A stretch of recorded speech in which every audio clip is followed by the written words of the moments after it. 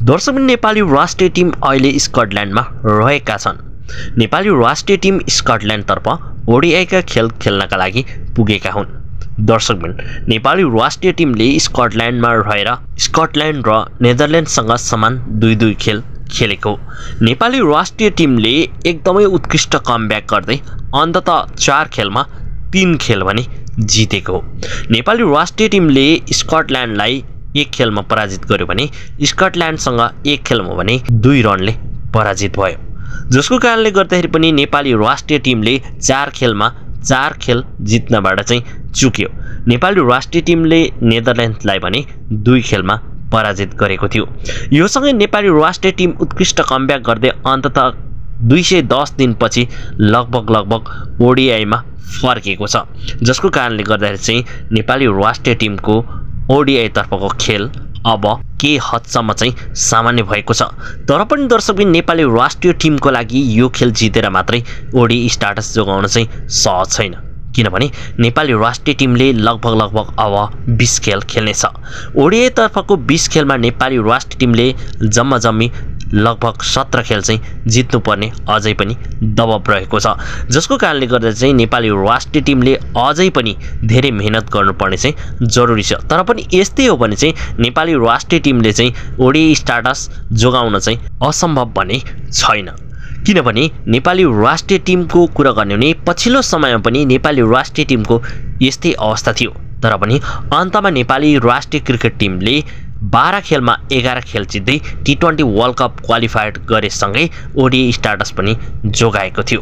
पुनः एकपटक नेपाली राष्ट्रिय टिमको यस्तै अहिले खेल भएको छ, किनभने विगतका खेलहरू प्राय गरी सबै खेल हार्दाखेरि अन्ततः नेपाली राष्ट्रिय टिमले उत्कृष्ट कमब्याक गर्दै 4 खेलमा 3 खेल लगातार त्यो पनि युरोपेली भूमिमा जितेको छ। यो सँगै नेपाली राष्ट्रिय टिममा भर्खरै मात्रै प्रवेश भएका अष्टु अड्लाको पनि चर्चा चारैतिर रहेको छ, किनभने नेपाली राष्ट्रिय टिममा उनको कमब्याकसँगै नेपाली राष्ट्रिय टिमले पहिलोपल्ट ओडिआई तर्फका खेलहरू चाहिँ जितेका हुन्। दर्शकबिन यो सँगै नेपाली राष्ट्रिय क्रिकेट टिमले अब T20 तर्फको खेल खेल्ने तालिका रहेको छ। यो खेल पनि नेपालले स्कटल्यान्डमा रहेर खेल्नेछ। स्कटल्यान्डमा स्कटल्यान्ड, नेदरल्यान्ड्स, नेपालले नै यो T20 खेल पनि खेल्नेछ, जसको लागि नेपाली राष्ट्रिय टिमको खेल तालिका सार्वजनिक भइसकेको छ। अब हामी यहाँनेरि कुरा गर्नेछौँ नेपाली राष्ट्रिय टिमले स्कटल्यान्ड र नेदरल्यान्डसँग यी T20 का खेलहरू चाहिँ कहिले कुन टिमसँग खेल्नेछ भन्ने बारेमा चाहिँ हामी जानकारी गराउनेछौँ। दर्शकबिन अब नेपाली राष्ट्रिय टिमले T20 का खेलहरू चाहिँ खेल्नेछन्, जुन चाहिँ स्कटल्यान्डमा रहेर।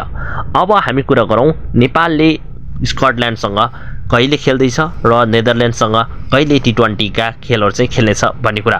नेपाली राष्ट्रिय क्रिकेट टिमले जुन 16 मा नेदरल्यान्डसँग T20 को खेल चाहिँ खेल्ने तालिका रहेको छ।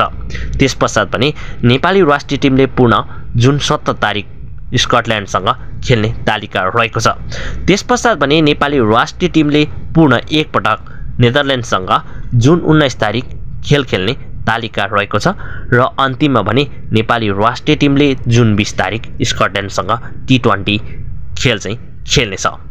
दर्शकबिन यो सँगै नेपाली राष्ट्रिय टिमको स्कटल्यान्ड भ्रमण चाहिँ सकिनेछ।